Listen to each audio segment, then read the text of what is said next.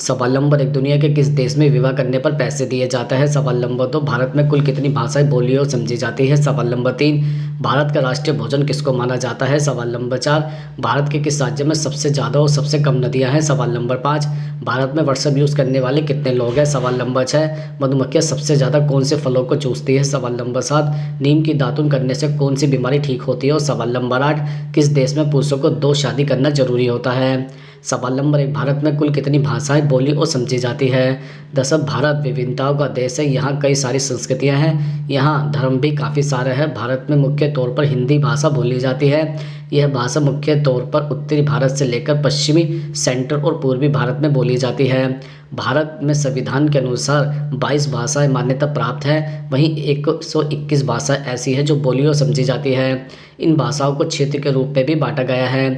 इसके अलावा हम आपको यह भी बता दें कि भाषा हमें अपनी भावना और विचारों को व्यक्त करने में मदद करती है। यह हमारे लिए अद्वितीय है क्योंकि यह विभिन्न संस्कृतियों और समाजों के भीतर अद्वितीय विचारों और रीति रिवाजों को व्यक्त करने का एक तरीका है।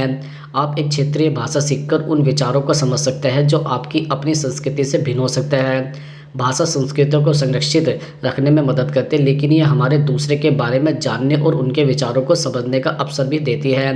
भाषा मानव संचार का एक हिस्सा है और इससे एक व्यक्ति इशारों, भावों, स्वरों और भावनाओं और विचारों प्रदर्शित करता है।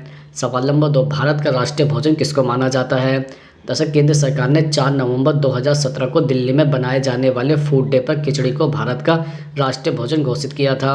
इस घोषणा के बाद खिचड़ी भारत की विभिन्न और समृद्ध भोजन संस्कृति का प्रतिनिधित्व करने वाली आधिकारिक राष्ट्रीय डिश बन गई है। खिचड़ी को राष्ट्रीय भोजन बनाने के पीछे सरकार का तर्क यह है कि भारत में हर वर्ग के लोग खिचड़ी खाते हैं। सभी राज्यों में इसे पसंद किया जाता है। यह बनाने में तो आसान है ही, बल्कि खर्च भी कम आता है। सवाल नंबर 3, किस देश में पुरुषों को 2 शादी करना जरूरी होता है? दरअसल अफ्रीका के देश इरिट्रिया में सभी पुरुषों को 2 शादी करने का आदेश दिया जाता है। ऐसा नहीं करने पर उन्हें जेल में भी डाला जा सकता है। इसके लिए यहाँ की सरकार ने एक कानून भी बना रखा है। अगर कोई इसमें अड़चन डालने की कोशिश करता है तो उसे उम्र कैद तक सजा भी हो सकती है। अगर पहली पत्नी इसका विरोध करती है तो उसे भी सजा दी जाती है। इरिट्रिया में यह कानून इसलिए बनाया गया क्योंकि यहाँ पुरुषों की संख्या कम है, वहीं महिलाओं की संख्या पुरुषों के मुकाबले लगभग दोगुनी है। यही वजह है कि जबरन यहाँ मर्दों को 2 शादियाँ करने के लिए मजबूर किया जाता है। इरिट्रिया सरकार के इस फैसले की दुनिया भर में आलोचना भी हुई थी। यह देश दुनिया के उन देशों में शामिल है जो सबसे कम विकसित है। इनकी ह्यूमन राइट्स रैंकिंग भी काफ़ी नीचे है। सवाल नंबर 4, भारत के किस राज्य में सबसे ज़्यादा और सबसे कम नदियां हैं?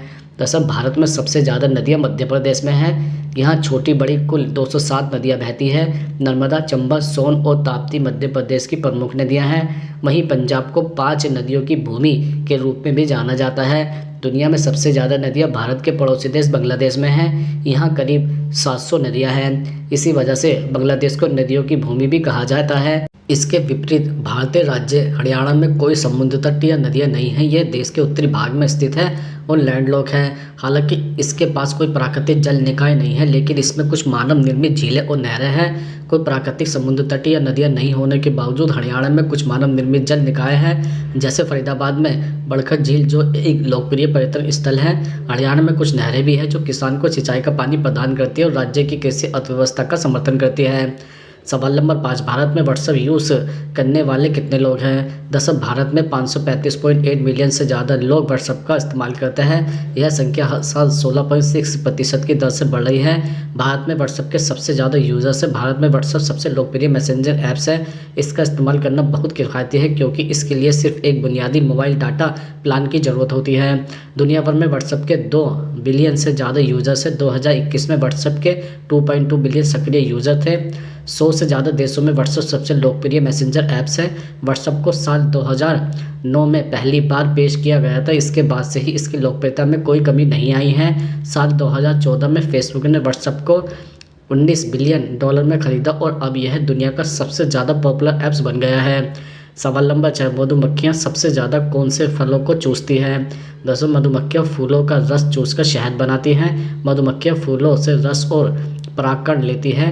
रस यानी अमृत फूलों की गहराई में स्थित होता है और पराग जो फूलों के ऊपर बिखरी रहती है वह पुंकेसर के पास स्थित होती है। मधुमक्खियाँ इस रस को पेट में रखकर वापस छत्ते पर आती है। वह इस रस को चबाने वाली मधुमक्खियों को देती है।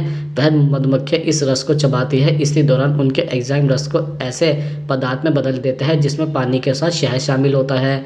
इसके बाद मधुमक्खियाँ पदार्थों को मधुकोशों में डाल देती है जिससे पानी वाष्पीकृत हो जाता है और शहद रह जाता है। इसलिए ऐसे फूल लगाने चाहिए जिसमें अच्छी मात्रा में रस व पराग हो और जिनमें मधुमक्खियाँ आकर्षित हो। इसके अलावा सूरजमुखी का फूल मधुमक्खियों को आकर्षित करता है। पीले रंग से मधुमक्खियाँ आकर्षित होती है। मधुमक्खियाँ इसका रस लेती है। दरअसल गुलाब के फूल भी मधुमक्खियों को पसंद होता है, साथ ही उन्हें खेत पर लगाना आसान होता है। मधुमक्खी पालन में उपयोग होने वाले फूलों में सबसे अच्छा विकल्प है। इसके साथ ही गेंदे का पीला रंग मधुमक्खियों को आकर्षित करता है। मधुमक्खी पालन करने वाले किसान मुख्य तौर पर इस फूल का इस्तेमाल करते हैं।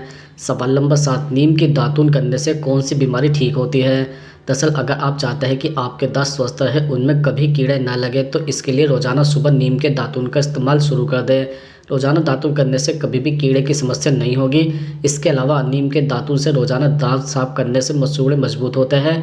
इसके लिए दातुन को ऊपर के दांतों में ऊपर से नीचे की ओर और नीचे के दांतों में नीचे से ऊपर की ओर करने से मसूड़े स्वस्थ और मजबूत होंगे। अगर आप रोजाना नीम के दातुन करते हैं तो आपको पायरिया की समस्या कभी नहीं होगी। इसके लिए आपको दांतों के चारों तरफ अच्छे से घुमाकर दातुन करना चाहिए ताकि सफाई ठीक से हो सके। इसके साथ ही कई लोग दांतों के पीलेपन की समस्या से जूझते हैं। इससे छुटकारा पाने के लिए लोग महंगे महंगे ट्रीटमेंट कराते हैं। इसके बावजूद यह समस्या दूर नहीं होती। अगर आप भी सफ़ेद चमचमाते दांत पाना चाहते हैं तो नीम का दातुन करना शुरू कर दें। इससे निकलने वाला रस दांतों के पीलेपन को साफ कर उन्हें सफ़ेद, स्वस्थ और चमकदार बनाता है। सवाल नंबर 8, दुनिया के किस देश में विवाह करने पर पैसे दिए जाते हैं? दरअसल आइसलैंड में लड़कियों से शादी करने के लिए तरह तरह के लुभावने ऑफर दिए जाते हैं। यहाँ लड़कियों की शादी होना काफ़ी कम हो गया था, जिसके बाद सरकार की तरफ से लड़की से शादी करने पर 3 लाख रुपए देने की योजना निकाली गई। साथ ही अगर कोई बाहरी शख्स लड़की से शादी करता है तो उसे नागरिकता देने का प्रावधान भी रखा गया।